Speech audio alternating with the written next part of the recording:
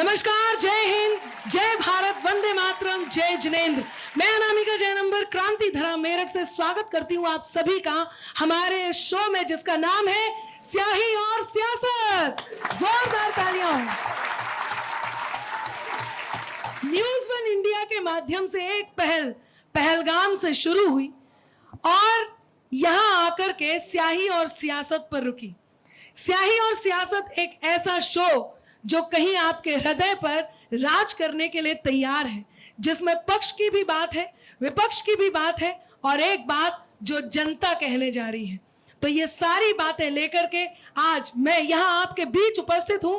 स्याही और सियासत में पहलगाम में हमला हुआ, आतंकी हमला हुआ, धर्म पूछकर गोली मारी गई और कहीं ये जाकर कहा गया कि अपनी सरकार को बता देना कि यहां पर क्या हुआ। पूरा देश आक्रोशित था, एकजुट में एक ही मांग कर रहा था कि अब इस आतंकी हमले का बदला लिया जाए और वो बदला कम से कम ऐसा हो कि अगली बार उग्रवाद होने से पहले सोचा जाए, पाकिस्तान को उसकी औकात दिखा दी जाए। एकजुट में, चाहे वो पक्ष हो या विपक्ष हो, दोनों मिलकर एक ही बात कर रहे थे। युद्ध हुआ, भारत ने ऑपरेशन सिंदूर लेकर के पूरे देश को, दुनिया को ऑपरेशन सिंदूर के माध्यम से सिंदूर की ताकत दिखाई, लेकिन पाकिस्तान ने गुहार लगाई, घुटनों पर आकर ये मांग की कि किसी भी तरह से युद्ध को विराम किया जाए। यहां तक कि IMF से उसने फंड भी मांगा और निर्णय ये लिया गया, हमारे देश के प्रधानमंत्री जी ने यह स्पष्ट घोषणा की कि अब भारत के विरुद्ध किसी भी प्रकार की कार्यवाही को युद्ध ही माना जाएगा और इसके बदले में यह कार्यवाही जो होगी वो केवल और केवल युद्ध ही होगा। अब आगे जो बात होती है युद्ध विराम पर, इसी बीच कुछ ऐसे स्वर भी थे जिन्होंने ऐसी बातें भी कही, जब पहले कहा कि युद्ध नहीं हो रहा है, युद्ध क्यों नहीं हो रहा है, सेना अपनी रणनीति क्यों नहीं बता रही है, सरकार क्यों चुप है और क्यों इतना समय लग रहा है। इस बारे में एक और बात आई कि कहीं ये जाति जनगणना का मुद्दा इसलिए तो नहीं निकाल दिया कि पहलगाम पर कोई एक्शन ही नहीं लेना है। जब इतनी बातें हुई, उसके बाद जब युद्ध हुआ तो फिर आवाजें आई और ये कहा गया कि युद्ध तो हो रहा है लेकिन इसमें नुकसान भी बहुत है। और जब विराम लगा दिया गया तो ये आवाज आई कि अब क्या हुआ, क्यों नहीं इस युद्ध को पूरा किया।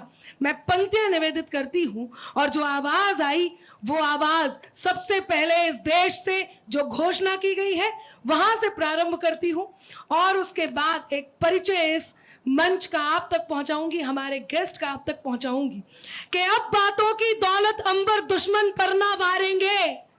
अब बातों, इस घोषणा के साथ, इस शर्त के साथ युद्ध पर विराम लगाया गया कि अब बातों की दौलत अंबर दुश्मन पर ना वारेंगे, लात मारकर ही लातों के हम ये भूत उतारेंगे, उग्रवाद को युद्ध मानकर उसका उत्तर देंगे हम, हर घटना पर अब हम तुझको घर में घुसकर मारेंगे, हर घटना पर अब हम तुझको घर में घुसकर मारेंगे।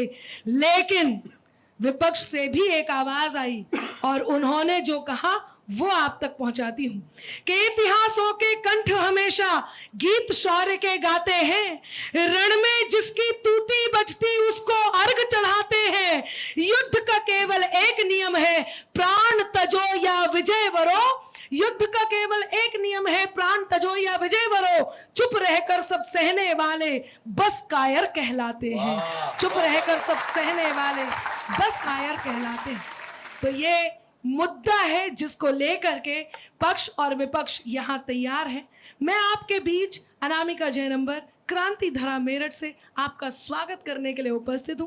हमारे बीच विपक्ष से, मोदी जी की धरती से, यानी कि जहां मोदी जी को संसदी हासिल है, ऐसे काशी विश्वनाथ से, बाबा विश्वनाथ की धरती से श्री दमदार बनारसी जी की उपस्थिति होती है। एक बार जोरदार तालियां हो दमदार बनारसी। हमारे बीच क्रांति धरा मेरठ से ही विपक्ष के लिए, विपक्ष की बात करने के लिए यहाँ श्री प्रतीक गुप्ता जी उपस्थित है। जोरदार तालियां हो प्रतीक गुप्ता जी के लिए। क्रांति धरा मेरठ में ही, क्योंकि ये कार्यक्रम हो रहा है तो क्रांति धरा मेरठ से ही क्रांति कवि श्री सौरभ जैन सुमन जी की उपस्थिति होती है। जोरदार तालियां हो। और हमारे बीच पक्ष के लिए एक और सुदर्शन चेहरा यहां उपस्थित है। ऑपरेशन सिंदूर के बाद नारी शक्ति अपने आप को गौरवान्वित महसूस कर रही थी और मैंने भी मेरा भी उसमें एक हाथ है कि हाँ, मैंने भी खुद को गौरवशाली महसूस किया है इस बात के लिए। और ऐसे ही नारी का प्रतिनिधित्व करने के लिए, पक्ष की बात रखने के लिए हमारे बीच कोमल रस्तोगी जी की उपस्थिति होती है। जोरदार तालियां हो। और आज इस कार्यक्रम में जनता की बात करने के लिए भी एक विशेष कवि, जिनका धर्म कर्म केवल एक है। वहां सीमा पर वर्दियां हैं, तो यहां हमारे बीच में भी एक वर्दी है जो आज जनता की बात करेंगे। जनता क्या कहती है, पक्ष कहती है, विपक्ष कहती है या क्या कहती है, वो बात करेंगे। हमारे बीच दिल्ली पुलिस से मनीष मधुकर, जोरदार तालियां हो, अपने स्थान पर खड़े हो, उपस्थित है हमारे बीच। अब मैं जरा एक परिचय करवा देती हूं पक्ष और विपक्ष से। यहाँ वो भी बैठे हुए हैं जो पक्ष का और विपक्ष का प्रतिनिधित्व कर रहे हैं, जिनको लग रहा था कि यहाँ कवि उनके प्रश्नों का उत्तर देंगे, लेकिन मैं यहाँ साफ कर देती हूँ कि यहाँ कवियों के प्रश्नों का उत्तर आपको देना है और आपको अपने भी प्रश्नों के उत्तर जो आप एक दूसरे से पूछ रहे हैं उनको देना है। तो असली परीक्षा के लिए जो यहाँ उपस्थित है, पक्ष से हमारे बीच ऊर्जा मंत्री उत्तर प्रदेश सरकार श्री सोमेंद्र तोमर जी, जोरदार तालियां हो। मेरठ कैंट से विधायक हमारे बीच पक्ष से श्री अमित अग्रवाल जी, जोरदार तालियां हो। और भी तमाम सहयोगी यहाँ उपस्थित हैं हमारे बीच। सरधना से विधायक सपा नेता श्री अतुल प्रधान जी यहाँ उपस्थित है, जोरदार तालियां हो। और हमारे बीच कांग्रेस नेता, कांग्रेस को जो सुशोभित कर रहे हैं और आज यहाँ हमारा मंच सुशोभित करने के लिए उपस्थित हैं, श्री सतीश शर्मा जी, जोरदार तालियां। आइए कार्यक्रम को प्रारंभ किया जाए और जरा विपक्ष से ही शुरू कर लेते हैं। मैं दमदार बनारसी को यहाँ बुलाना चाहती हूँ, लेकिन एक बात कहती हूँ, एक शिकायत आती है, अभी भी आई, एक बात कही गई कि अनामिका अंबर जो इस मंच का संचालन कर रही हैं, उनको एक उपाधि मिली है। अब मैं जरा एक बात कहती हूं और आपका सहयोग मांगती हूं। जनता सबसे ऊपर है और यही तय करेगी कि ये बात सही है या नहीं, उत्तर है या नहीं। इसके बाद मैं विपक्ष को आमंत्रण दूंगी। जरा सुनना कि हमको कोमलता की भाषा अब पत्थर सिखलाएंगे। सुनिएगा कि हमको कोमलता की भाषा अब पत्थर सिखलाएंगे, सांप जहर से बचने वाला अब मंत्र सिखलाएंगे, और जिनका केवल एक लक्ष्य है देश को खंडित करने का, देशद्रोह में देशभक्ति में वो अंतर सिखलाएंगे कि देशद्रोह में देशभक्ति में वो अंतर सिखलाएंगे। आइए दमदार बनारसी जी। आज सुबह मुझे एक कहावत याद आई, बचपन से सुनता आया हूं, आप लोगों ने भी सुना होगा। एक उस्ताद अपने शागिर्द के साथ खेत में घूमने निकला और उसे बैगन का पौधा दिखाई दिया। उसने एक फल उठा के कहा कि सुनो मियां शागिर्द, ये बैगन कितना बढ़िया है, जरा इसके गुण बताओ। शागिर्द ने तुरंत ही गुण बताना शुरू किया। बहुत अच्छा फल होता है, बहुत अच्छी सब्जी होती है, किसी भी सब्जी के साथ घुल मिल जाती है, कहीं भी पका के खा लीजिए, चोखे का स्वाद, बहुत सारे गुण होते हैं उसमें। मैं कहा कि इतना भी पसंद नहीं है। कहा क्या क्या बात कर रहा है, लानत जाए बैगन पर, इससे खुजली बढ़ जाती है महाराज, कैसी बात कर रहे हैं। कहा यार अभी मैं तारीफ करने को कहा तो तुम फायदे बता रहे थे, अभी पलट गए। बोला उस्ताद मैं आपका शागिर्द हूँ, बैगन का थोड़े हूँ। नहीं, बहुत अच्छी बात कही है। आपके मन की प्रॉब्लम है। बजा दीजिए। अभी ये हो रहा था कि ये दिन नहीं हो रहा है, तालियां बजाइए। हद है यार। अब बताइए, आप साहब ने सीज फायर कर दिया तो सीज फायर के फायदे गिनाने शुरू कर दिए। अभी कह रहे थे कि अरे नहीं, अब समझ में नहीं आ रहा ये शागिर्द किसके हैं, मुझे नहीं पता। मैं एक नज्म पढ़ना चाहता हूँ। अच्छा हुआ कि तुमने व्याख्या कर दी, वरना इन्हें लग रहा था कि ये भी इनके विपक्ष में ही बोला जा रहा है। ताली तो अब आई है। नहीं, एक बार जोरदार। मैं भाई साहब, आप लोग अगर वोट दिए होंगे तो भाजपा को दिए होंगे, मैंने मोदी जी को वोट दिया है। प्रश्न पूछने का सबसे बड़ा हक मेरा है। पूछो पूछो। और किसी का नहीं है। पूजिए पूजिए, स्वागत। लेकिन एक नज्म के माध्यम से रखता हूं अपनी बात। आज देशवासियों के मन जो है ना कचोट रहा है अंदर से। मोदी जी से जो बहुत प्यार करते हैं उसमें मैं भी हूं, उन लोगों का भी मन कचोट रहा है। यार एकदम मुहाने पे खड़े थे, पैरों से दबा सकते थे, फिर पीछे खींच लिया। किसने बेड़ी डाल दी? अमेरिका ने। है? एक नज्म देता हूं, स्वागत है। हमें फिर इंदिरा गांधी की याद आ रही है। हमें फिर इंदिरा गांधी की याद आ रही है। वो इंदिरा गांधी जो चट्टान की भांति तनी थी, वो जो भारत के लिए आयरन लेडी बनी थी। जब कभी शत्रुओं ने युद्ध वाली धमकियां दी, वो इंदिरा थी जिसने देश को मजबूतियां दी। वो इंदिरा थी जिसने देश को मजबूतियां दी।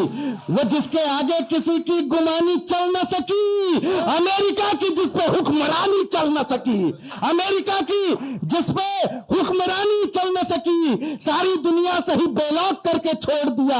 वो जिसने पाक के दो भाग करके छोड़ दिया, जिससे दुश्मन हमारा युद्ध में हारा था कभी, जिसे लोगों ने दुर्गा कह के पुकारा था कभी, जिसे लोगों ने दुर्गा कह के पुकारा था कभी। आज फिर वैसी मजबूती की जरूरत है।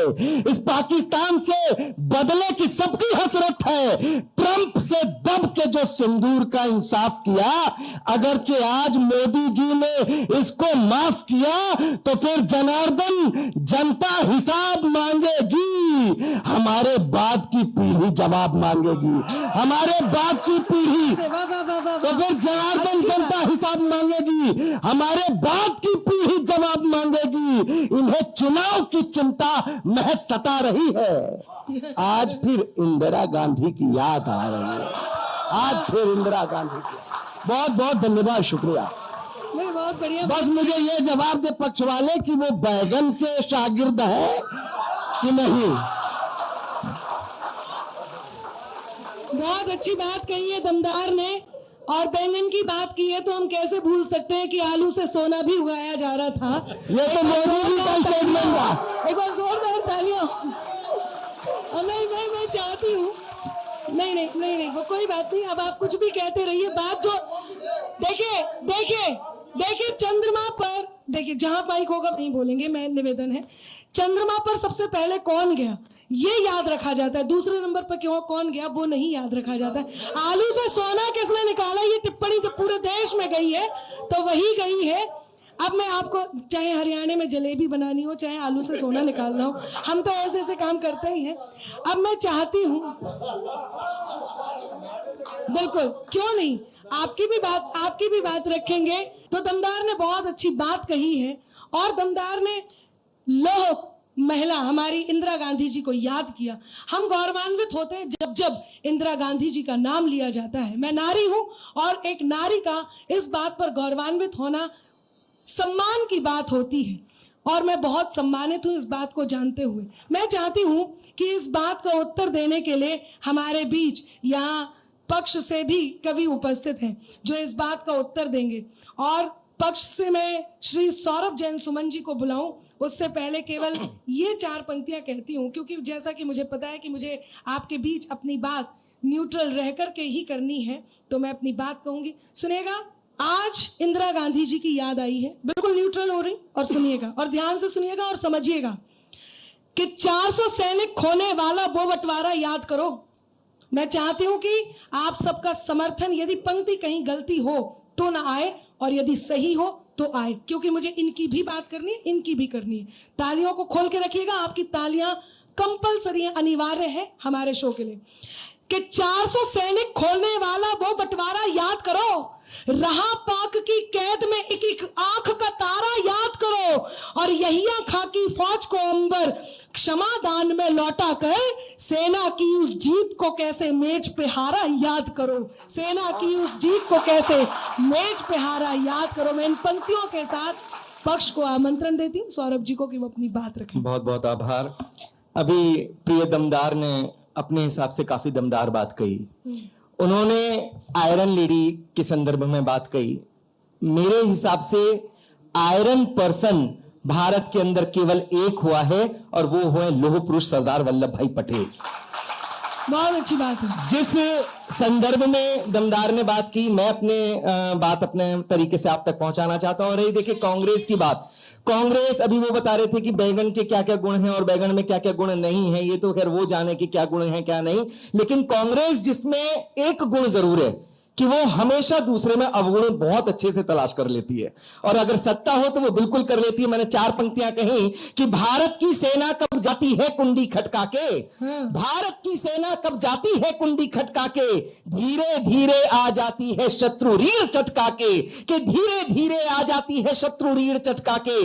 देखा क्या क्या करते हैं हम राफेलों की पूजा कर, कि देखा क्या क्या करते हैं हम राफेलों की पूजा कर, और उड़ा लो हंसी खिलौनों में मिर्ची लटका के, कि और उड़ा लो हंसी खिलौनों में मिर्ची लटका के, और रही इंदिरा गांधी जी की बात, तो मेरे हिसाब से जो उनका योगदान था वो मेरी इस कविता में आप तक पहुंचेगा।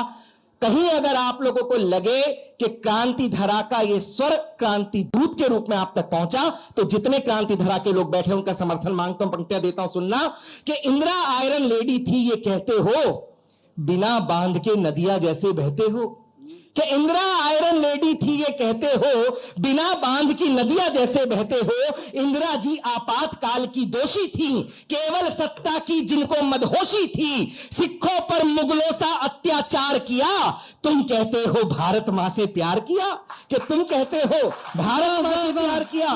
93,000 सैनिक छोड़े समझौते पर, 400 भारत सेना वापस लौटे पर, कि 400 भारत के ना वापस लौटे पर, सबने पाकिस्तान में ही दम तोड़ दिया, तुमने आखिर क्यों इतनों को छोड़ दिया।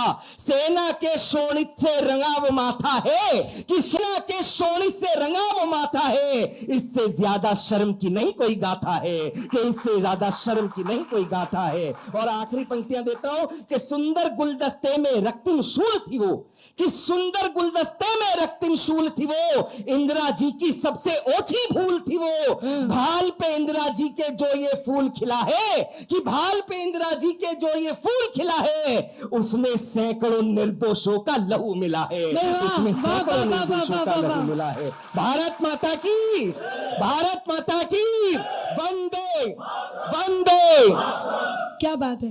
देखिए, वंदे मातरम और भारत माता की जय, ये तो हम सबको ही करना चाहिए। इसमें क्या ही पक्ष विपक्ष ढूंढना है कि विपक्ष ने कहा कि नहीं करना है तो नहीं करना है। नहीं, मैं समझ रही हूँ। मैं चाहती हूँ एक बार मेरे साथ कहें, भारत माता की वंदे वंदे। क्या बात है। सैनिकों को समर्पित, युद्ध को समर्पित ये कार्यक्रम, पहलगाम में जो घटना घटी, सिंदूर की जो बात हुई, सिंदूर को सम्मान देने को समर्पित इस कार्यक्रम में पक्ष ने और विपक्ष ने दोनों ने अपनी बात रखी। एक बात मैं कहना चाहती हूँ, मैं चाहती हूँ कि अब सब आप सबके हाथ खुलें। जो लोग घर में बैठकर सुन रहे हैं वो भी जरा गौरवान्वित हो। कम से कम एक स्थान पर सब मिलकर के एक होते हैं, और वो होते हैं सेना के शौर्य की बात।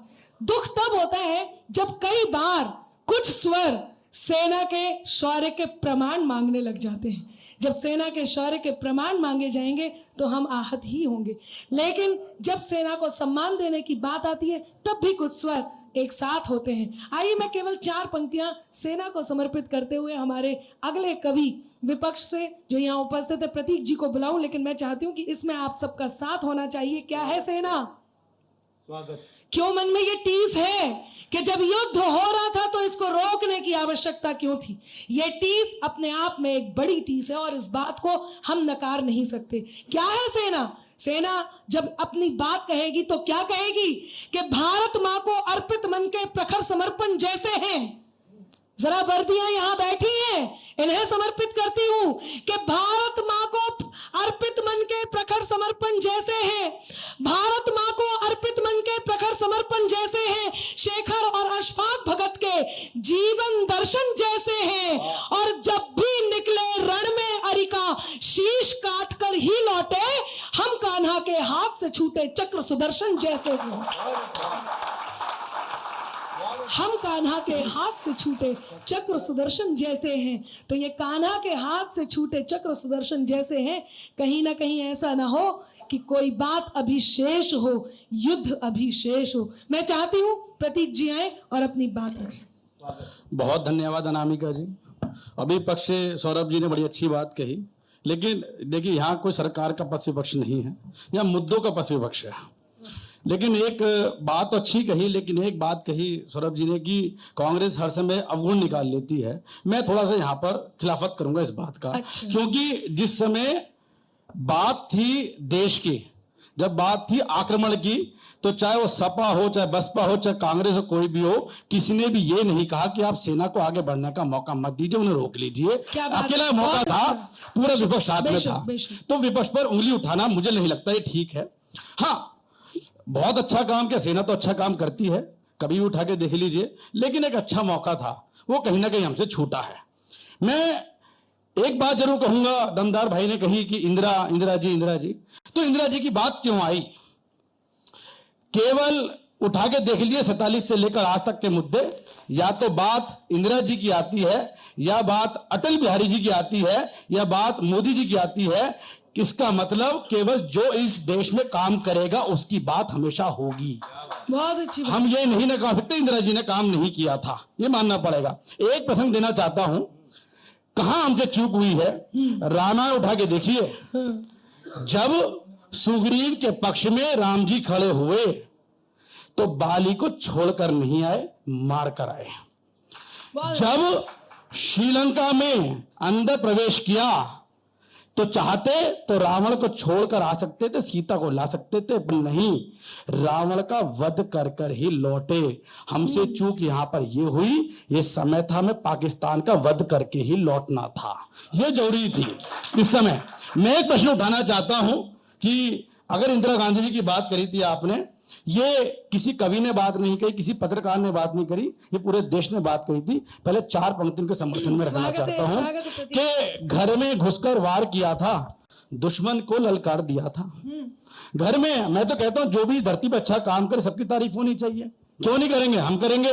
कि घर में घुसकर वार किया था, दुश्मन को ललकार दिया था, और बांग्लादेश को जन्म दिया और पाकिस्तान पर वार किया था, और सही अवसर पर सही कदम था, भूल नहीं कोई सकता है।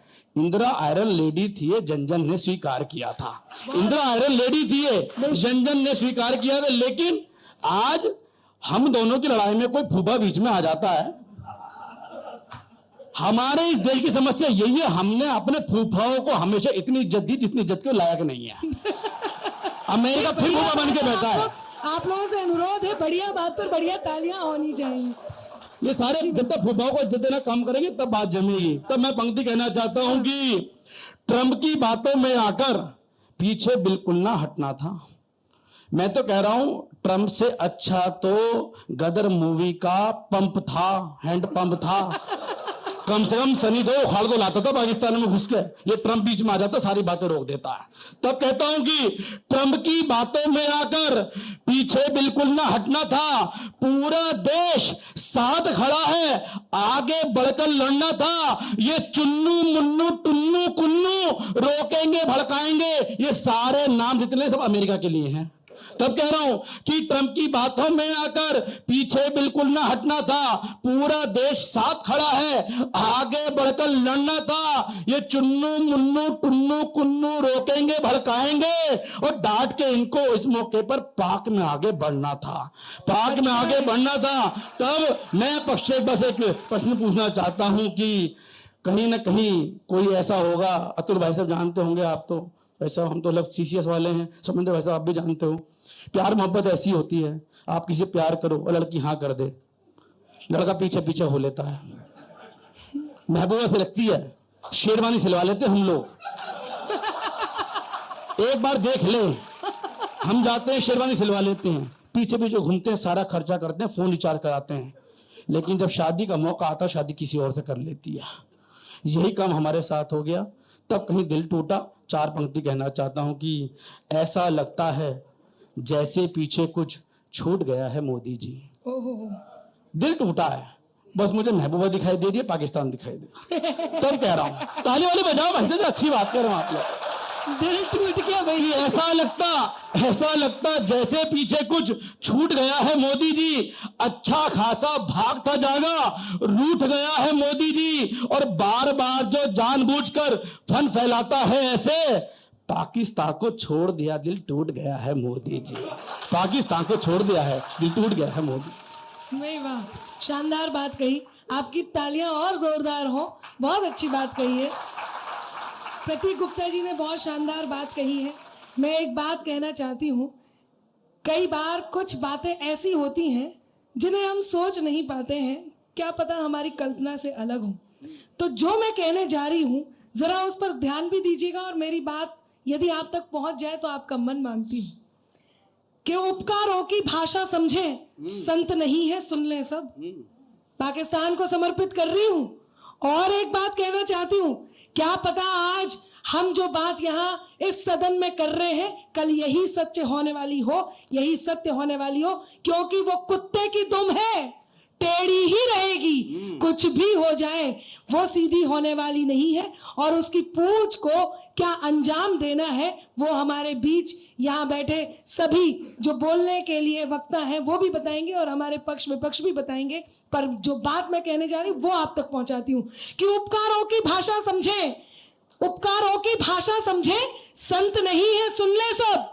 ये भ्रम है इन सर्पों के विषदंत नहीं है सुन ले सब। ये भ्रम है इन सर्पों के विषदंत नहीं है सुन ले अब। दुनिया ने सिंदूर की हिम्मत देखी है और देखेगी, दुनिया ने सिंदूर की ताकत देखी है और देखेगी।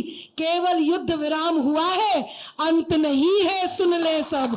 केवल युद्ध विराम हुआ है, अंत नहीं है सुन ले सब। थोड़ा और उन्मुक्तता दें तो एक बात और कहती हूं, जिस समय एक बात आ रही थी, जिस समय ये बात कही गई कि कोई काम ही नहीं हो रहा है, कोई बात ही नहीं हो रही है, पिछले बार दमदार भी पूछ रहे थे कि हमें ये समझ में नहीं आ रहा पानी कैसे रोक जाएगा, तब एक बात कहती हूं कि मांग रहे थे उत्तर जो उन गद्दारों की शान में, मांग रहे थे उत्तर जो उन गद्दारों की शान में, सिंदूर को बारूद बनाकर आतंकों की खान में। जो हुआ उसको तो आप मानेंगे ही ना कि सिंदूर को बारूद बनाकर आतंकों की खान में बदला लिया गजब भारत ने। पहलगाम की घटना का रोक के पानी आग लगा दी पापी पाकिस्तान में, रोक के पानी आग लगा दी पापी पाकिस्तान में। और अब जो हुआ उसके बाद जो होना है वो यही रुकने वाला नहीं है, चाहे कोई भी बीच में आ जाए। आपने कहा हम हर बार बाहर वालों का साथ देते हैं, बाहर के फुफाओं की बात रखते हैं, जो आपने कहा है उस बात के ऊपर कहती हूं कि ठोकर में यदि आप पहुंचे तो ठोकर खाकर मानोगे, पाकिस्तान नहीं सुधरेगा, नहीं संभलेगा। और कहीं ना कहीं इनकी बात भी सही है कि इन्हें उस अंजाम तक पहुंचाना है जहां आतंकवाद क्या होता है इसकी परिभाषा वो दुश्मन देश समझ जाए। तब एक बात आपके साक्ष में कहती हूं और मैं पक्ष से कोमल जी को आमंत्रण देती हूं, मेरे साथ हो लीजिए कि ठोकर में यदि आप पहुंचे तो ठोकर खाकर मानोगे, तुम जिन्ना के सपनों की पहचान मिटाकर मानोगे, और जूते खाकर आंख दिखाने की आदत ना बदली तो लगता है तुम पूरा पाकिस्तान गवाकर मानोगे, लगता है तुम पूरा पाकिस्तान गवाकर मानोगे। कोमल जी आए और अपनी बात रखें। बीच में बनारसी जी ने, प्रतीक जी ने ये कहा कि मोदी जी ने वो नहीं किया जो उनको करना चाहिए था। युद्ध बाकी की सरकारों के समय में भी हुए हैं, घटनाएं उस समय भी हुई हैं, तब आप कहाँ थे, आपने क्या किया, जरा उसका अवलोकन पहले कर लीजिए तब बात कीजिएगा। स्वागत यहीं है से बात प्रारंभ करती हूँ जी।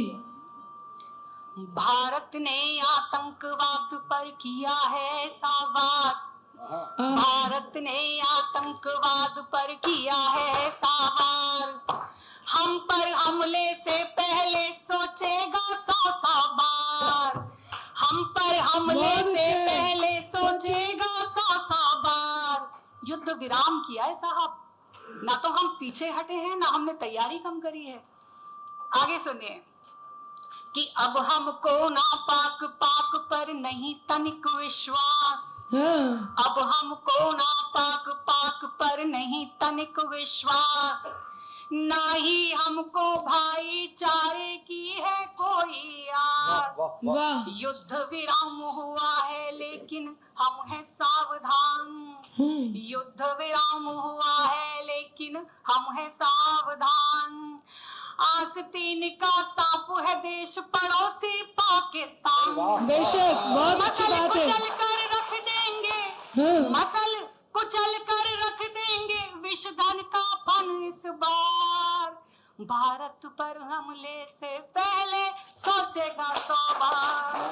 भारत पर हमले से पहले सोचेगा 100 बार। एक और प्रश्न मन में आया, जी, वो स्वागत आकलन है। के लिए आप सबके समक्ष रखती हूँ।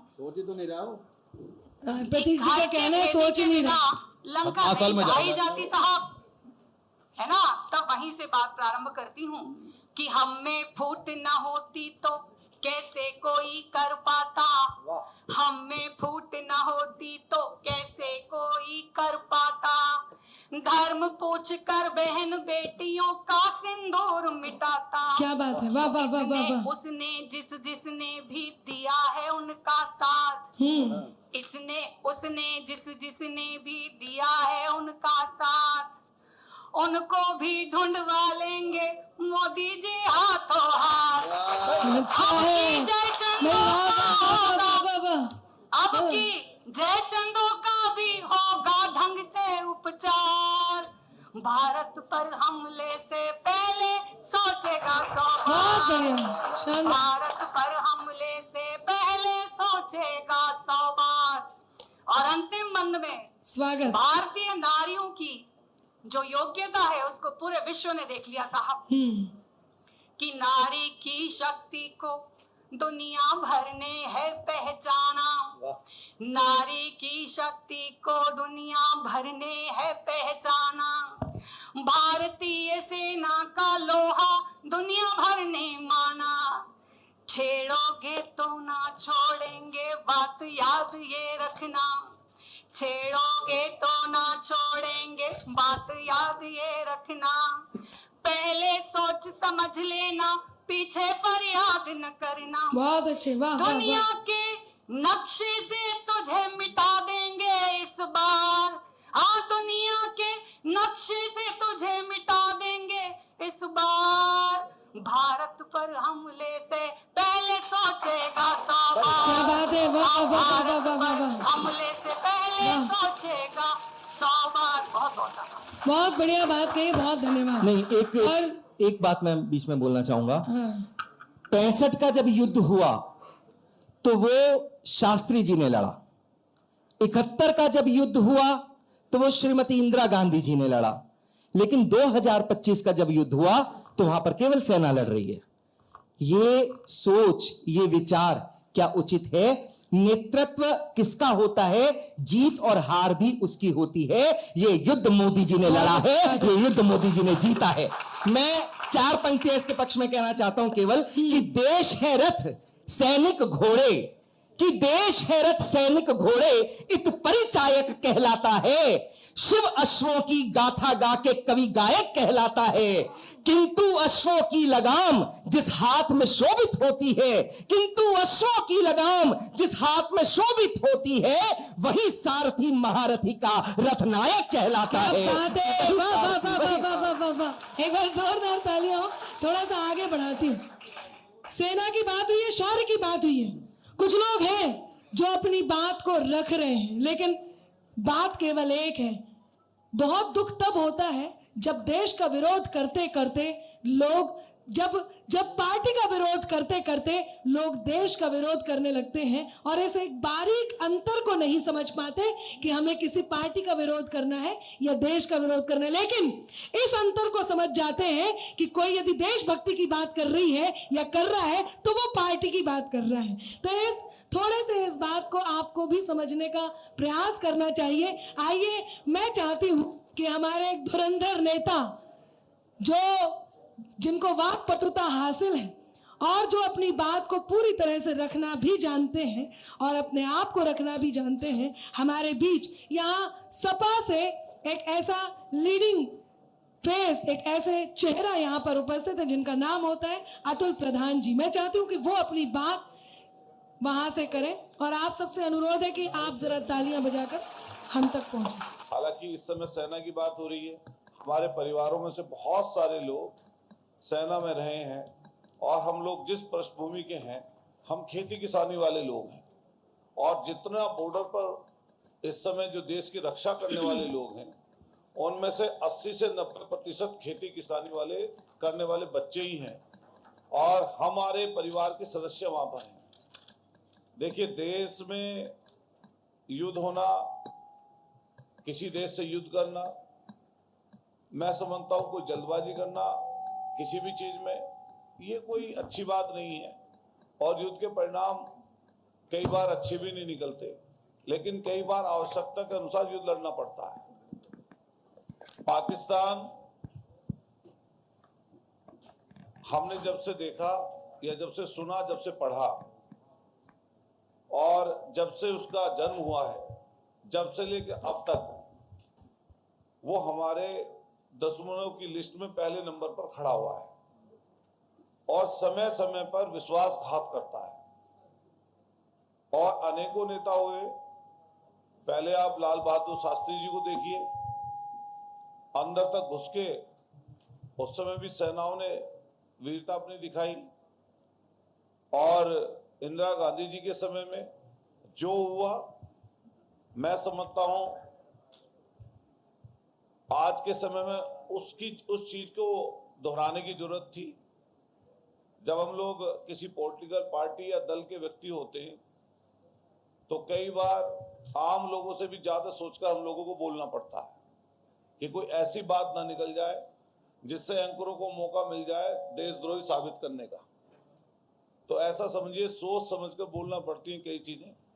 लेकिन मैं जिस दल पार्टी में हूं, उसमें हमारे माननीय नेताजी जब रक्षा मंत्री थे, उन्होंने सेना के लिए उस समय पर रक्षा मंत्री रहते हुए इतना बड़ा काम किया कि जो सैनिक हमारे शहीद होते थे पहले बॉर्डर्स पर, अलग अलग जगहों पर, कभी उनके शहीदी शव हमारे परिजनों के पास तक नहीं पहुंच पाते थे, गांव तक नहीं पहुंचते थे। बिल्कुल सही। लेकिन उस समय नेताजी ने जो इतना बड़ा काम किया कि आज के समय में जो भी हमारी शहादत होती है वो गांव तक, गली तक, मोहल्ले तक, शहर तक पहुंचते हैं।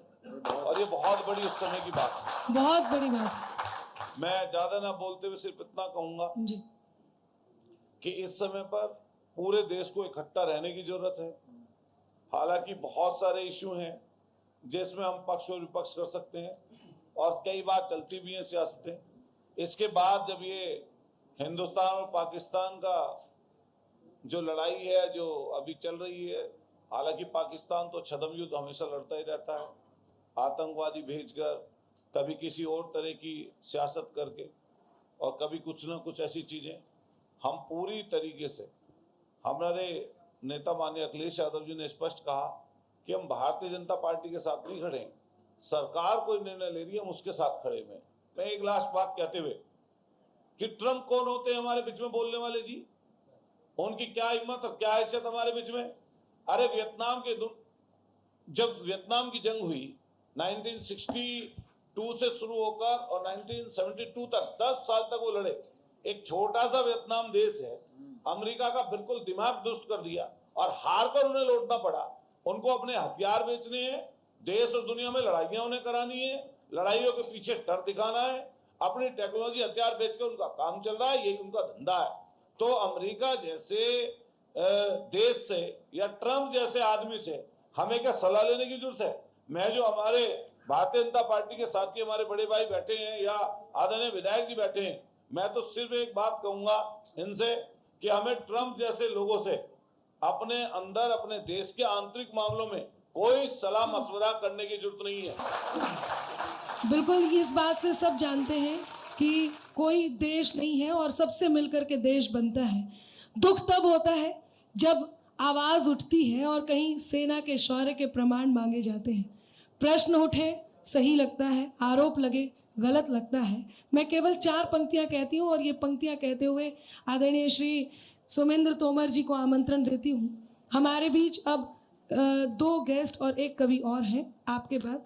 तो उनको हम ज़रूर सुनेंगे। मैं केवल एक बात कहती हूँ, आपने कहा हम सेना के लिए यहाँ उपस्थित हैं, और सेना क्या है ज़रा मैं चाहती हूँ अपने हाथों को खोल करके रखिएगा। स्याही और सियासत में स्याही ने जिसका सबसे ज़्यादा जिक्र करना पसंद किया है और जिसके कारण उसे इस बात के लिए गौरवान्वित भी किया जाता है, वो है सेना, किसान, नारी और ये देश। मैं पंक्तियां निवेदित करती हूँ, सुनिएगा कि वो सेना जो हर विपदा में अपना मुल्क बचाती है, वो सेना जो हर विपदा में अपना मुल्क बचाती है, बाढ़ आग भूकंप के क्षण में देवदूत बन जाती है, कि बाढ़ आग भूकंप के क्षण में देवदूत बन जाती है। यही सेना रणभूमि में करती यही सेना रणभूमि में करती है जब चंडी का हाथ खाली ना रहे, कि यही सेना रणभूमि में करती है जब चंडी का सम्मुख दुश्मन होता है तो महाकाल बन जाती है। सम्मुख दुश्मन होता है तो महाकाल बन जाती है। आपसे भी कहती हूँ एक बात का ध्यान रखिएगा, यदि आप गाली दे रहे हैं और आप गाली खा रहे हैं, आप किसी को भी कुछ भी कह रहे हैं, तो एक बात की गुंजाइश रखिए कि शौर्य की भूमि के अनुपम परिवेश से ऊपर मत मानो।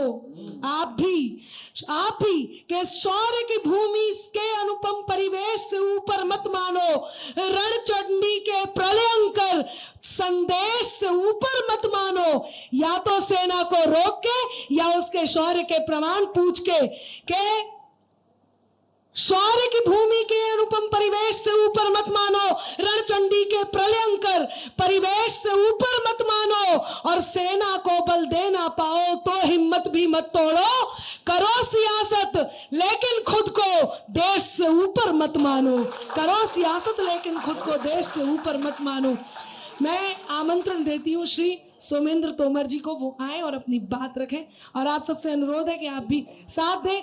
अतुल जी ने थोड़ा सा समय हमने उनको पहले भी बोलने के लिए कहा था, लेकिन बात इतनी महत्वपूर्ण थी कि उस समय में पूरी नहीं हो सक रही थी। मैं चाहती हूँ सभी समय का थोड़ा ध्यान रखें। आदरणीय डॉक्टर श्री सोमेंद्र तोमर जी, ऊर्जा मंत्री, पूरी ऊर्जा के साथ। मैं न्यूज़ वन इंडिया का सभी सम्मानित कवि आप सभी का धन्यवाद करते हुए, देखिए अभी बात आई कि कोई पार्टी अपने आप को देश नहीं माने जी, और यदि मैं भारतीय जनता पार्टी की बात करूं तो हमारे तो सिद्धांत है, हमारे लिए देश पहले, पार्टी बाद में और उसके बाद हम हैं।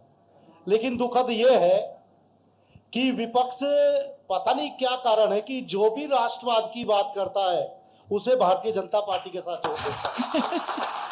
जो देश की बात करेगा, इस बात को मुझसे अच्छे से कौन जान सकता है? मैंने कहा जो देश की बात करे, जो मातृभूमि की बात करे, उसे आप भारतीय जनता पार्टी से जोड़ दोगे तो ये तो विपक्ष को तय करना है। देखिए हम लोग मातृभूमि पहले है, और अभी बात करी गई, देखिए लौह पुरुष सरदार वल्लभ भाई पटेल जिन्हें लौह पुरुष कहा जाता है, वास्तव में जब कश्मीर की समस्या आई थी तो यूएनओ में कौन लेकर गया विषय को? ये कांग्रेस को अपना काला अध्याय याद करना चाहिए। और इसके अलावा जिस आयरन लेडी की बात करी गई, अभी सौरभ जी ने भी कहा कि वो 93,000 सैनिक है जो इसी क्रांति भूमि में रखे गए थे, उन्हें वापस किसने दिया? और हमारे सैनिकों को वापस लाने की जिम्मेदारी किसकी थी? देखिए एक वो नेतृत्व माननीय मोदी जी का, जब अभिनंदन वहां चला जाता है तो ये जिम्मेदारी प्रधानमंत्री तय करते हैं, जब तक वो वापस नहीं आएगा तैयार रहे पाकिस्तान इसके लिए। और आप देखिए ये हमारा ये डिफेंस सिस्टम है जिसका विरोध विपक्ष ने किया था। जब S-400 हमने लिया तो विरोध किसने किया था? यही विपक्ष विरोध करने वाला था रक्षा मंत्री का, कि क्या आवश्यकता है, क्यों इतना रक्षा मंत्रालय खर्च कर रहा है। लेकिन आज देखिए जब पाकिस्तान ने ड्रोन दागे तो एक एक ड्रोन को विस्फल करने का काम यदि किया गया तो इसी सुरक्षा प्रणाली। और मैं भारतीय सेना, देखिए भारतीय सेना जब तक उनका हौसला नहीं बढ़ेगा, यही वो सेना है जो 2014 से पहले एक एक गोली का हिसाब देना पड़ता था। उधर से फायरिंग होती थी तो इन्हें केंद्र की तरफ देखना पड़ता था कि ये आदेश करें हम गोली चलाएं। लेकिन आज की सरकार वो मजबूत सरकार है जिसने कहा यदि एक गोली आए तो आप बराबर जवाब दीजिए जब तक खत्म ना हो जाए। और रही बात देखिए अभी युद्ध विराम की जो बात करी गई, जी हम लोग जिस संस्कार और संस्कृति को मानने वाले हैं, हम लोगों ने महाभारत भी देखा और रामायण भी देखी। जी महाभारत में भी युद्ध होता था, लेकिन रात में युद्ध को विश्राम किया जाता था, लेकिन सुबह फिर युद्ध शुरू होता था। यदि कोई गलती करता है, भगवान श्री कृष्ण ने भी 99 गलती माफ करी थी शिशुपाल की, लेकिन उसका अंत क्या हुआ? उसका अंत वो हुआ जो अंजाम पाकिस्तान का होने वाला। और आज देखिए ये भारतीय राजनीतिकों की जीत है, ये हमारी सरकार की जीत है। क्या कारण है कि पहलगाम की घटना के बाद पूरा कश्मीर एक तरफा विरोध करता है? ऐसा माहौल बनाने का काम किया है तो मोदी जी की सरकार ने किया, ये श्रेय मोदी जी को जाता है। लेकिन मैं फिर भी ये कहना चाहता हूं कि हमारा काम, हमारे लिए देश पहले है। भारतीय जनता पार्टी हमेशा देश के लिए, मातृभूमि के लिए और देश के सम्मान के लिए काम करती है। मैं आप सभी का बहुत बहुत धन्यवाद करता हूं। बहुत अच्छी बात है, जोरदार तालियां। जी सतीश जी आप प्लीज बोलिए। मित्रों, ये सवाल सिर्फ इसलिए उठा कि जब विपक्ष के लोग सवाल पूछते हैं सत्तारूढ़ दल से, तो विपक्ष में क्वेश्चन चिन्ह लगाया जाता है। और क्या लगाया जाता है प्रश्न चिन्ह? कि विपक्ष को सवाल पूछने का हक नहीं है। पार्लियामेंट में माइक बंद कर दिए जाते हैं, आम मंचों पर विपक्ष को बात रखने की इजाजत नहीं होती। और ये बात मैं इसलिए कह रहा हूं कि जब युद्ध की घोषणा हुई, आप बताएं कि 7 मई को पहलगाम के अंदर घटना घटती है और 8 मई को प्रधानमंत्री बिहार के अंदर चुनावी भाषण दे रहे होते हैं। ये 22 अप्रैल को 22 अप्रैल को 22 अप्रैल मैं सवाल पूछ रहा हूँ, इसमें क्या बात हो गई? 22 अप्रैल को इसमें क्या बात हो गई? कांग्रेस से गलती हो जाती है। वो बालाजी को बता रहे थे अपने 22 अप्रैल करेक्ट कर लीजिए। बायोलॉजिकल 22 अप्रैल मनुष्य ना, 22 अप्रैल को घटना होती है और उसके बाद पता लगता है कि बिहार में भाषण देने प्रधानमंत्री चले जाते हैं। हो सकता है कोई मजबूरी हो, वहां से वो दुश्मन को चेतावनी भी देते हैं मन से, हमें कोई आपत्ति नहीं। लेकिन जब सर्वदलीय मीटिंग होती है, भारत के प्रधानमंत्री उस मीटिंग में नहीं पहुंचते, विपक्ष सवाल नहीं पूछेगा। 1971 के अंदर युद्ध हुआ, उस युद्ध के अंदर इंदिरा गांधी ने उस मीटिंग का अध्यक्षता करी थी, अटल बिहारी जी वाजपेयी जी उस मीटिंग के अंदर थे, तमाम लोग उस मीटिंग के अंदर थे। लेकिन ये देश का दुर्भाग्य है कि भारत के प्रधानमंत्री उस मीटिंग में नहीं होते। उसके बावजूद सारा विपक्ष एक साथ खड़े होकर उनकी अनुपस्थिति में एक स्वर में कहता है, इस देश की रक्षा करने के लिए इस देश की सेना के साथ पूरे भारत की जनता और पूरी दल और राजनीतिक दल खड़े हैं। तो सवाल तो उठेंगे, सवाल क्यों नहीं पूछे जाएंगे? आप जब बात करते हैं, भाई सौरभ जी ने एक बात कही लौह पुरुष सरदार पटेल जी के बारे में, वो भारत का गौरव है, वो भी हमारे ही दल के थे, वो भी हमारे दल के थे।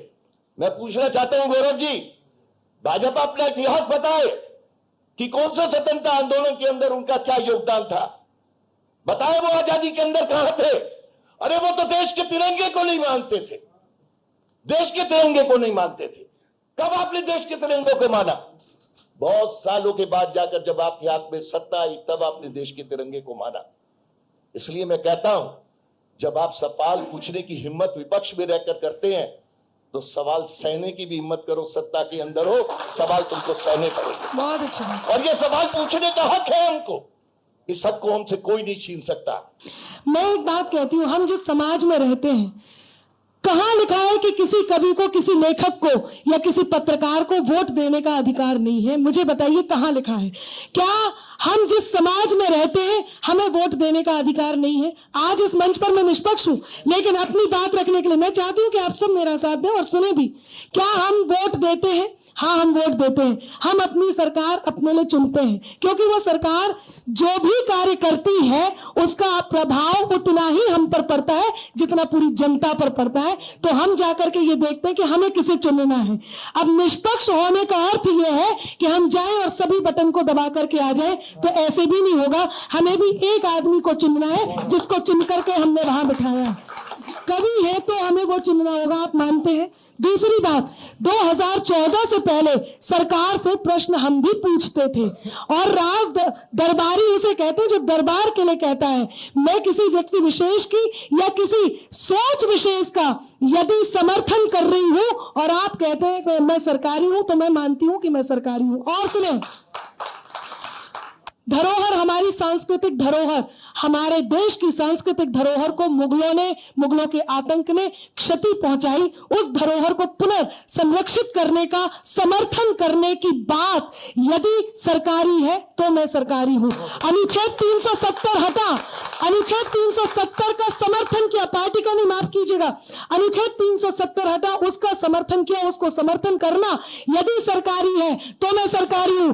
भाई दमदार जी की बात का दमदार जवाब दे रहा हूं जी, दमदार, कि वो जो उन्होंने कहा कि इंदिरा जी को दुर्गा जी कहा था, वो पहले जनता ने नहीं कहा था। संसद के अंदर आज भी कानों में स्वर गूंजते हैं रेडियो के। अटल जी ने उसको दुर्गा कहा था, दशप्रहणी कहा था। सुनिए दमदार जी, आपकी आयु नहीं होगी। अटल जी ने खुद अपने मुंह से कहा कि मैंने नहीं कहा। अरे भाई सुनिए, कहा मेरे कान में स्वर गूंजते हैं। आपकी आयु नहीं होगी, 71 की याद करते होंगे आप। आपकी आयु नहीं है। सुनिए, चलिए बात, देखिए इस बातें बढ़ती जाएंगी। मैं चाहती हूँ कि हम अंतिम पड़ाव की ओर है, कार्यक्रम को स्थगित करें। की लड़ाई भी बता रहा हूँ, 65 की बता रहा हूँ, 71 की बता रहा हूँ, कारगिल युद्ध भी बता रहा हूँ। और सुनो, 62 में कृष्णा मेनन भी कांग्रेस के थे, सरदार पटेल अगर कांग्रेस के थे तो कृष्णा मेनन रक्षा मंत्री थे। जूतों के तलवे गल गए थे, ऐसे जूते सप्लाई किए थे, पैर गल गए थे सैनिकों के, हमारे जिन सैनिकों की भाई अतुल ने बात की है। 400 सैनिक जो इंदिरा जी वापिस ना ला पाई, वो भी किसानी वाले ही सैनिक थे जो खेती किसानी करते थे। और ऑर्डिनेंस फैक्ट्री के अंदर खिलौने बनते थे उस वक्त कृष्णा मेनन के जमाने में। और सुनिए, सुनो, तिरंगे की बात कही कि हमने तिरंगे को नहीं माना। श्यामा प्रसाद मुखर्जी ने लड़ाई लड़ी, इस देश में एक निशान, एक विधान और एक प्रधान रहेगा। प्रधानमंत्री का नाम जवाहरलाल नेहरू प्रथम प्रधानमंत्री थे, तो उनका एक प्रधानमंत्री होगा, ये श्यामा प्रसाद मुखर्जी और धन सिंह ने बात कही थी। एक निशान होगा, ध्वज एक होगा, यानी कि तिरंगा होगा, वो बात भी हमने कही थी। एक विधान होगा, उस कसम को आज हमने पूरा किया है 370 खत्म करने के बाद। हर लड़ाई के अंदर युद्ध विराम से लड़ाई रुकी है, हर लड़ाई युद्ध विराम से रुकी है। शिमला समझौता किस बात का परिणाम था? युद्ध विराम के बाद बैठे थे शिमला के अंदर, तब क्या बाकी जब अमेरिका और रूस के दबाव से युद्ध विराम नहीं हुआ था? छोल की लहर से वापस आ गए। लाहौर के अंदर क्यों नहीं घुसे 65 में? चाइना ने अक्सर चीन का 20,000 किलोमीटर क्षेत्र हमारा कब्जा लिया, किसका जमाना था वो? ये देश का जख्म है जिसको आज हम मिटाने में लगे हैं। और प्रशंसा जब हमने की इंदिरा जी की 71 में, तो आज आपको प्रधानमंत्री नियंत्रित कर रहा है, उसकी प्रशंसा करने में आपको दिक्कत हो रही है। आप सेना की तो प्रशंसा करना चाहते हैं, लेकिन रथ वाहक की प्रशंसा करना नहीं चाहते। सब लोग कहती हूँ कि शोर का स्वर सब बन सकते हैं, सरगम होना मुश्किल है। फूल की झुलसी पंखुड़ियों पर शबनम होना मुश्किल है। और गुस्से में यूं उबल रही इस दुनिया को ये समझाओ, खंजर होना बहुत सरल है, मरहम होना मुश्किल है। खंजर होना बहुत सरल है, मरहम होना मुश्किल है। हमारे बीच एक ऐसे कवि हैं जो अपनी बात रखेंगे। वो पूर्णता यहाँ की भी हो सकती है, पूर्णता यहाँ की भी हो सकती है, पूर्णता उनके दिल की भी हो सकती है, आपके मन की, वो किसी की भी हो सकती है। वो विषय से बिल्कुल अलग है। उसी विषय पे अपने मन की जो बात वो कहना चाहें वो आपके बीच रखेंगे। और इस समय, हाँ, सौरभ जी ने अच्छी बात याद दिलाई, ये समन्वय स्याही और सियासत के साथ यहाँ कलम और बंदूक का समन्वय है। तो 4 पंक्तियां उनके मुताबिक कहकर के आमंत्रण देती हूं कि लहू में लावा होगा, उसके दिल में आग रही होगी। मैं आपको बताती हूँ कवि क्या कहता है और क्यों कहता है। मैं फिर कहती हूँ, कोई भी बात आप सबको प्रसन्न रखने के चक्कर में कभी किसी को प्रसन्न नहीं रख सकते हैं। आपको अपना पक्ष खुद चुनना होगा, तब जब आपको वोट देने की बारी आए। लेकिन जब कलम की बात होती है तो अनामिका अंबर के स्वर यूं होते हैं कि लहू में लावा होगा, उसके दिल में आग रही होगी, लाठी लेकर कहीं जुर्म के पीछे भाग रही होगी। कि लहू में लावा होगा, उसके यहाँ जितनी वर्दियां बैठी हैं जरा आप हमारे सैल्यूट को, इस मंच के सैल्यूट को स्वीकार कीजिएगा।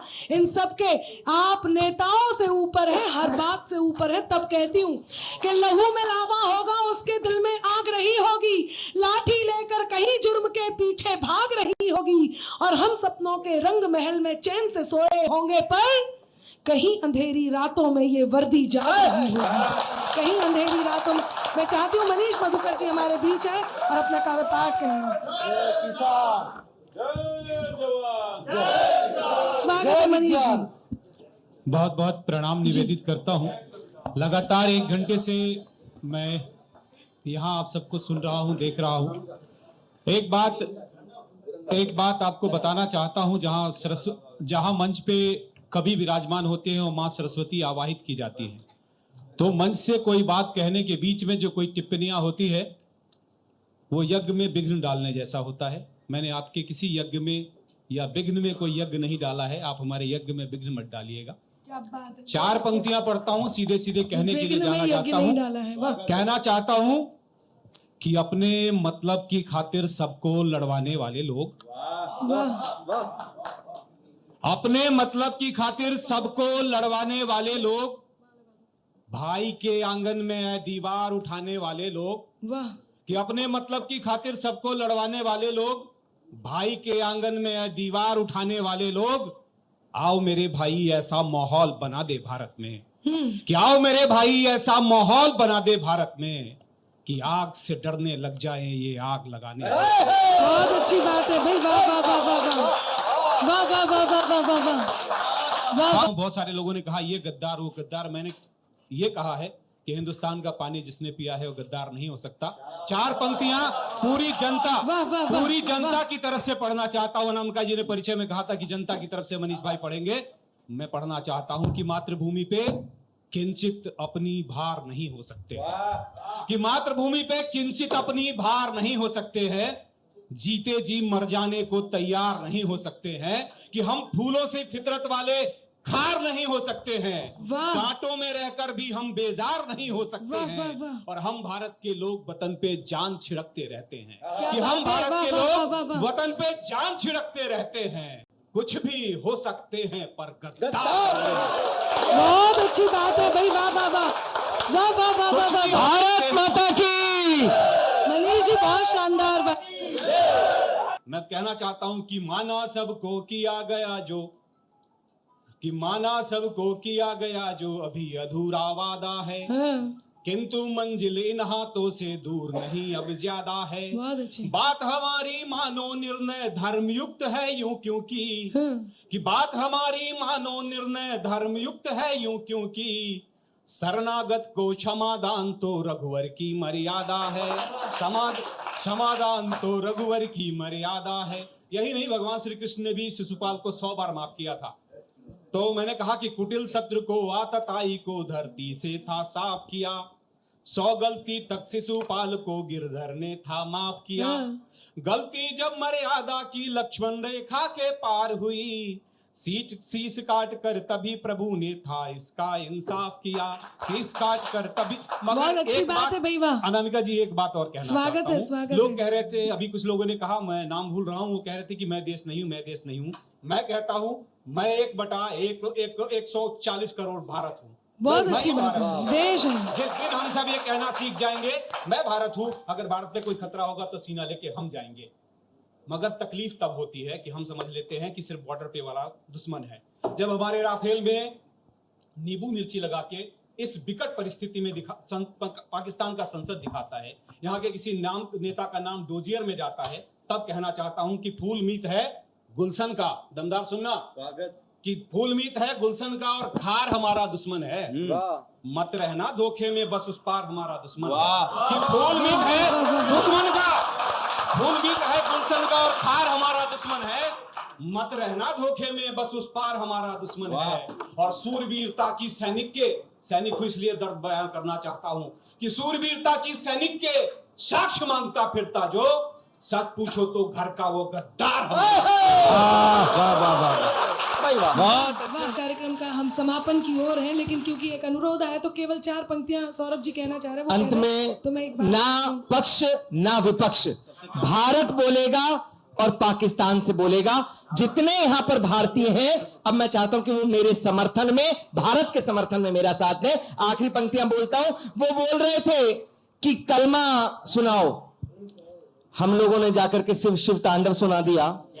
अब उनकी हालत क्या है, ये आखिरी 4 पंक्तियां देता हूं पाकिस्तान के लिए कि अपने दिल के अरमा तुमसे होते नहीं है काबू, अपने दिल के अरमा तुमसे होते नहीं है काबू, खुद को चाचा चौधरी समझे आतंकों को साबू, कि खुद को चाचा चौधरी समझे आतंकों को साबू, मार के निर्दोषों को मैयत खुद की उठवा ली, एक चुटकी सिंदूर की कीमत अब समझे हो बाबू, कि एक चुटकी सिंदूर की। भारत माता की, भारत माता की, वंदे आइए वंदे। मैं कि याचना में कर सकूं परमात्मा कर दीजिए, क्रोध के तम को विराट, क्रोध के तम को विदा कर पूर्णिमा कर दीजिए, और भूल होना है स्वाभाविक तो सभी कुछ भूल कर आपसे है प्रार्थना हमको क्षमा कर दीजिए।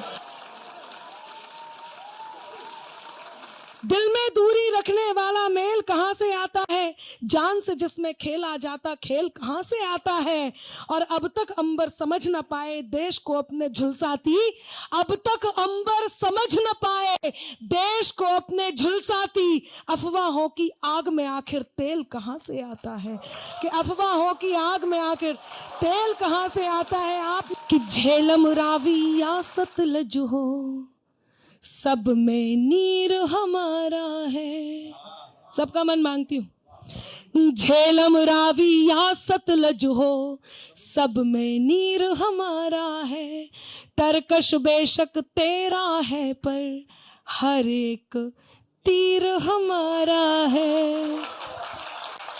मैं काव्य पाठ अब कर रही हूँ कि तर्क, हाँ अभी तक मैंने केवल एंकरिंग की, मैंने दोनों ही पक्षों की बात की। यकीन मानिए अतुल जी, जिस समय मैं आपको वाह वाह कर रही थी आप नीचे देख रहे थे, कि तरकश बेशक तेरा हो पर हर एक तीर हमारा है। जवानों, कि जाकर सीमा पर तिरंगा ताल ठोक कर बोलेगा, ये कश्मीर हमारा था अब वो कश्मीर हमारा है, ये कश्मीर हमारा था अब वो कश्मीर हमारा। और अंतिम पंक्ति के साथ इस कार्यक्रम को स्थगित करती हूँ, और अंतिम पंक्तियां ये हैं, जब सैनिक लड़ता है कैसे दीवाने मस्ताने होते हैं। आपने कहा इंकलाब के मस्तानों की जय हो, आपने कहा जय जवान जय किसान, आपने कहा हम वर्दीधारी हैं, हमने कहा सैनिक वहां सीमा पर तैनात हैं, सेना युद्ध लड़ रही है। किसी ने कहा सरकार ने क्रेडिट लिया, किसी ने कहा सैनिक ने क्रेडिट लिया। असल में देखा जाए तो देश के लिए यदि कोई लड़ रहा है तो वो केवल और केवल और केवल वो दीवाने मस्ताने हैं, वो दीवाने मस्ताने जिनके परिवार भी दीवाने मस्ताने हैं, जो अपने घरों के बेटों को वहां सीमाओं पर भेजते हैं कि जाओ और जाकर के अपने सांसों को इस देश पर समर्पित कर दो। और कैसे दीवाने मस्ताने होते होंगे, क्या होता होगा उनके साथ, आप मैं नहीं, कौन होता है साथ। तब मैं अंतिम पंक्तियां समर्पित करती हूं और इस कार्यक्रम को स्थगित करती हूं। सुनिएगा जरा, मन मांगती हूं कि बिखर कर शौर्य की खुशबू, आदरणीय अशफाक उल्लाह खां को का प्रतिनिधित्व करते हुए आप बैठे, मैं चाहती हूं आप मेरी इस बात को सुने, कि बिखर कर शौर्य की खुशबू चमन को चूम लेती है, जवां हसरत तिरंगे की गगन को चूम लेती है। सिपाही जब निकलता है वतन पर जान देने को, चाहे 26/11 याद करना, चाहे इस समय के उस युद्ध को याद करना, कोई भी युद्ध याद करना, ये वर्दी जब वर्दी इस देश के लिए न्यौछावर हुई है तब ये हुआ है, इतिहास गवाह है। सिपाही जब निकलता है वतन पर जान देने को, वतन की धूल उड़ उड़ कर वतन की धूल उड़ उड़ कर बदन को चूम लेती है, वतन की धूल उड़ उड़ कर। तो मैं बहुत आभार व्यक्त करती हूँ न्यूज़ वन इंडिया के माध्यम से इन कवियों का, और हमारे बीच यहाँ उपस्थित समाजवादी पार्टी से, कांग्रेस से और भाजपा से जो हमारे बीच यहाँ अतिथि उपस्थित हैं, उन सभी का बहुत बहुत धन्यवाद व्यक्त करती हूँ। यहाँ उपस्थित उन तमाम हाथों का जिन्होंने अपनी ध्वनि से, करतल ध्वनि का, जिन्होंने हम सबका मान बढ़ाया, सम्मान बढ़ाया और हमारे इस मंच पर अंत तक बने रहे। मैं बहुत धन्यवाद व्यक्त करती हूँ उस पूरे माहौल का, जिस माहौल ने एक दूसरे से जुड़े रहने का हमें मौका दिया। मैं इस धन्यवाद के साथ इस कार्यक्रम को यहीं स्थगित हम करते हैं। हर शनिवार रविवार रात 8 बजे केवल और केवल न्यूज़ वन इंडिया के माध्यम से आपका पसंदीदा शो। तो हम सब मिलकर के एक बार जोरदार तालियों के साथ कहेंगे, स्याही और सियासत।